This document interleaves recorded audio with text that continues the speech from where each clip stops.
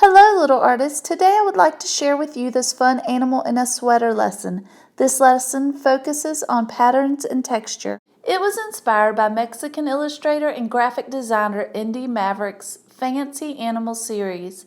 This series is a collection that includes simple drawings of animals wearing clothes. I will be showing you how to draw 3 different animals. The first is the raccoon, the second the fox, and then the third would be the bear. Keep in mind while you work that you can easily pause this video to give you time to catch up with each step as needed.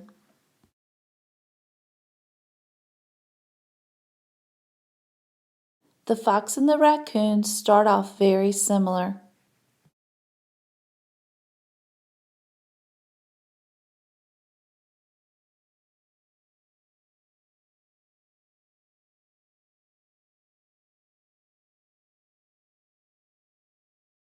Keep in mind as you work that everyone can follow the same instructions and have something different when you're done.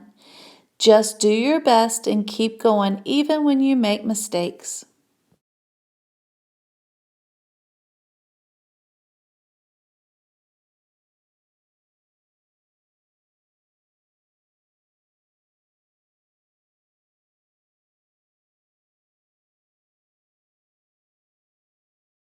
Every little detail you add can be slightly different.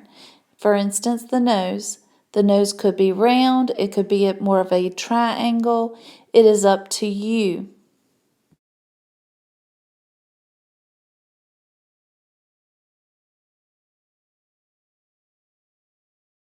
The eyes can also be different. They could be ovals or they could be circles. Inside the eyes and the nose, I'm going to add a highlight.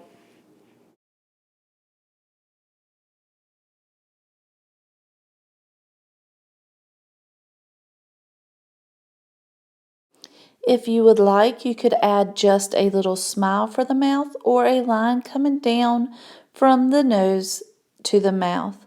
You could also add teeth if you would like.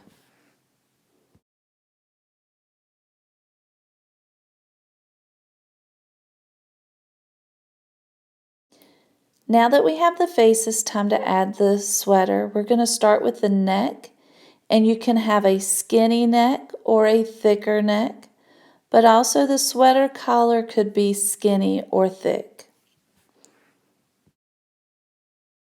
Now we're going to add the sides of the sweater by curving down from the neck to the bottom of the paper. Depending on the places of these curves, you could create a skinnier or a thicker animal. If you would like to draw in arms, just add another curved line on each side.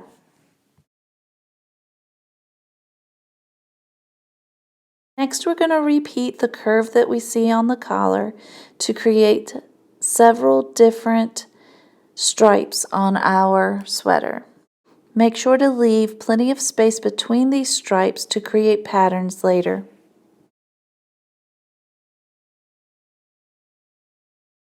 Now you can trace everything with a marker if needed, and make sure to fill in the eyes and the nose, leaving the little highlight white.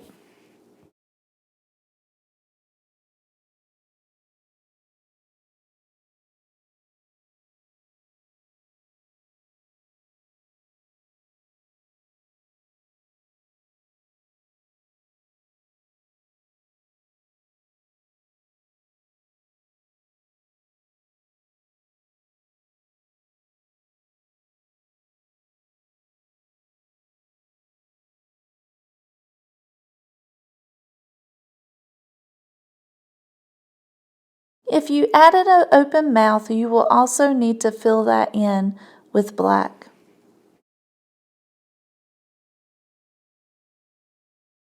Now that everything has been traced, we can start adding patterns to our sweaters. You can see that I have several different patterns laid out, but you can create your own if you would like. Just keep in mind that a pattern repeats. So no matter what you add, it has to repeat. If you add a snowflake, it has to be the same snowflake repeated over and over again.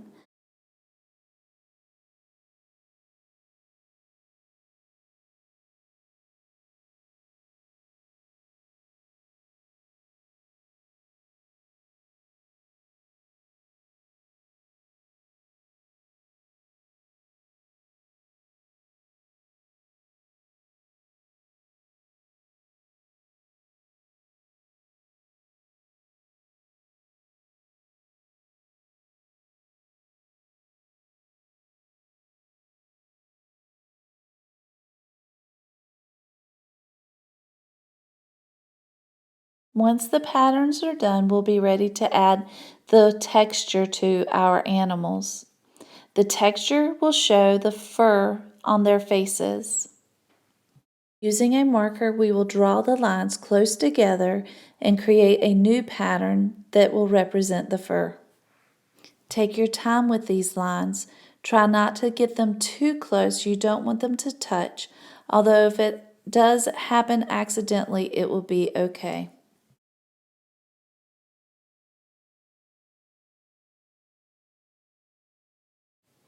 Now it is time to add color to our patterns.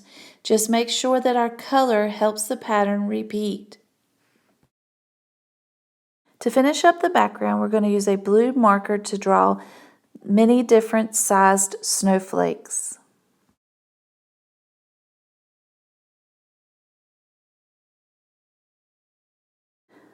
Once we have filled the background with large, medium, and small snowflakes, we're going to take a paintbrush and dip it in water and use the water from the brush to cause the snowflakes to bleed and then spread it out as if it were paint.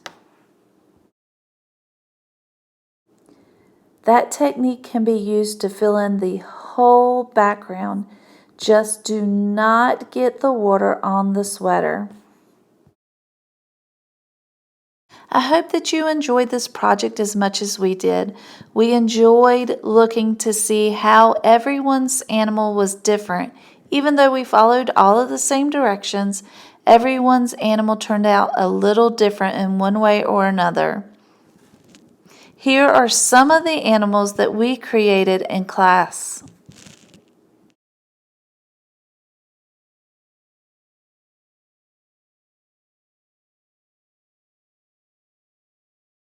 I hope you enjoyed this project and that you will check out some of our other videos.